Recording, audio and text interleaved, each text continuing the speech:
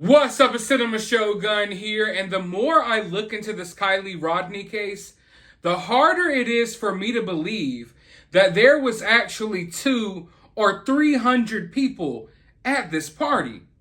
Don't get me wrong, I am not here to say that, oh, that's impossible, as if things like that don't happen. I'm just saying, where is the evidence?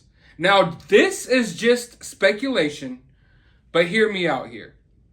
Because I am stuck on the fact that Kiely supposedly attended this party with 300 people, and people from out of town, and people came from here and there, near and far. Yet we don't have many photos or videos of this party at all. Where are all the photos and videos of this party? And I've seen the explanations and excuses that people are coming up with. Oh, well, maybe it's because they're doing illegal stuff out there, so they don't want to take pictures of them drinking and doing this.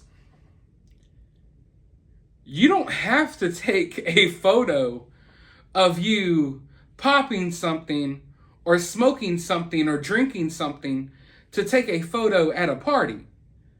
Correct me if I'm mistaken, but if I'm popping something, maybe eating a couple of magic mushrooms, it's only going to take a few seconds. You do not, I repeat, let's be honest, this is not 1930. This is 2022, damn near 2023. You do not get 300 young people all together and no one is recording and taking videos and photos. Yet there's not many videos and photos at all. In fact, it's almost as if video and photo evidence from this party is non-existent. But let's take it one step further. For this party to get so big, obviously people would have to know about it, right? Yet from what we were told, this is a graduation party for the people that were graduating that year. Mind you, Kiely's 16, but she was supposed to be graduating early. So at the very least, we would have social media posts promoting this party. Once again, folks, this isn't 1979. This is 2022. The way you promote parties is via social media. And if you want me to believe that people are coming from hours away to come party with 16-year-olds in the woods, then I would think that maybe they would have seen an online flyer, anything, something, some type of promotion for this party. Things don't just spread with word of mouth anymore the way they used to back in the day. I mean, technically you could say it's spreading via word of mouth, but really it's via word of social media. Teenagers hardly even talk to each other, but they text and write messages to each other online a whole hell of a lot. And the few photos and videos that we do get from this party,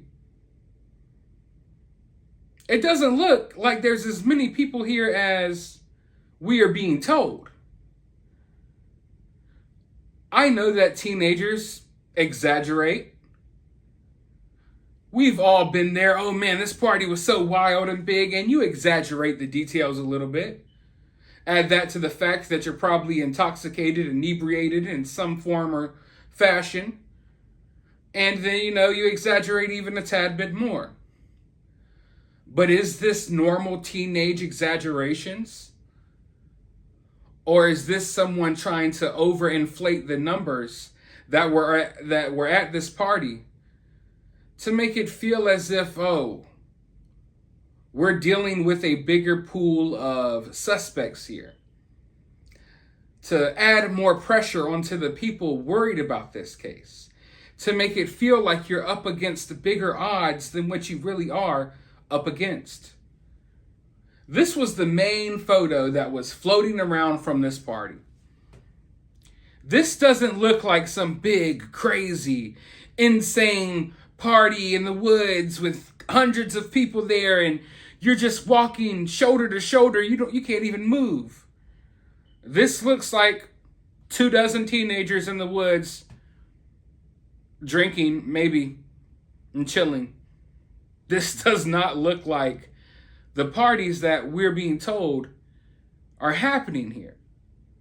And then, of course, we get a couple of other photos, and I do get the sense that, yeah, along with the lights and the neon lights and the glow sticks, that, yeah, there's probably some psychedelics and stuff happening at this party.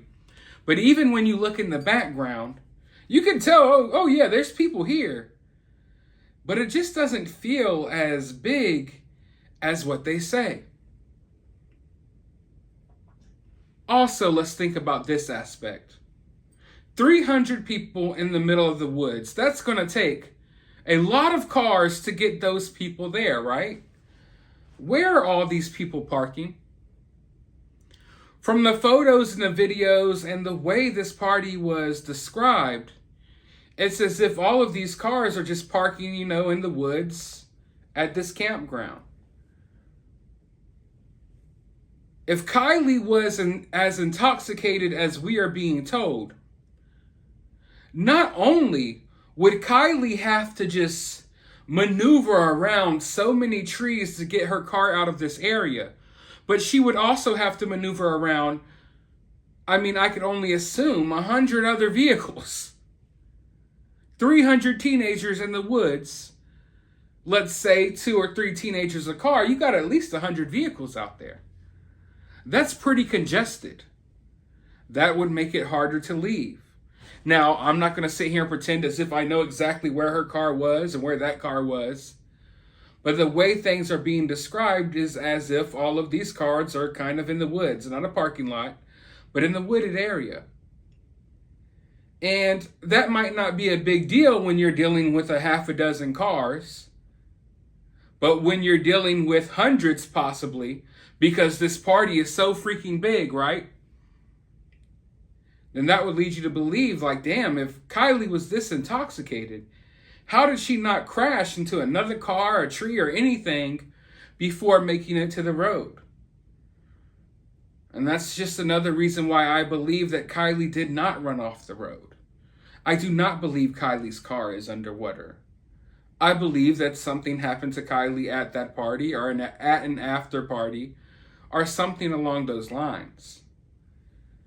But I'm not buying how intoxicated Kiely was supposedly supposed to be, especially considering the fact that she was updating her mom on the fact that she's going to be late. Hey, listen, I've been a teenager before.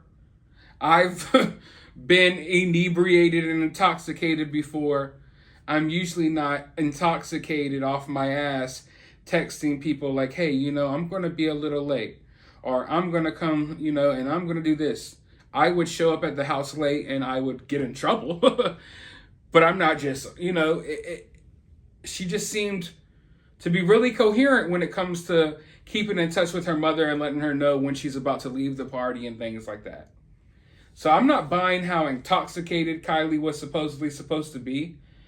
And I am damn sure not buying at this point how big this party supposedly was. I'm really not.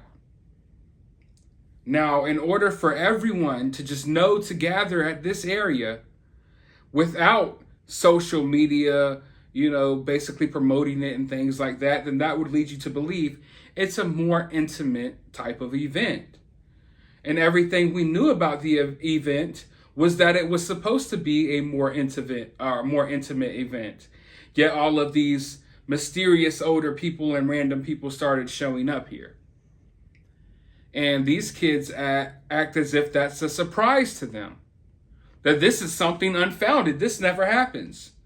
Yet other people who live in the area say that these parties have been happening with older people coming to the area for a while now. So, I don't know. I can't sit here for sure and tell you, hey, there really wasn't that many people at this party or blah, blah, blah. I could just tell you from everything we've seen We haven't seen anything to make us believe that there was that many people at this party. In fact, if you really look at the details and you really think about it, everything suggests otherwise.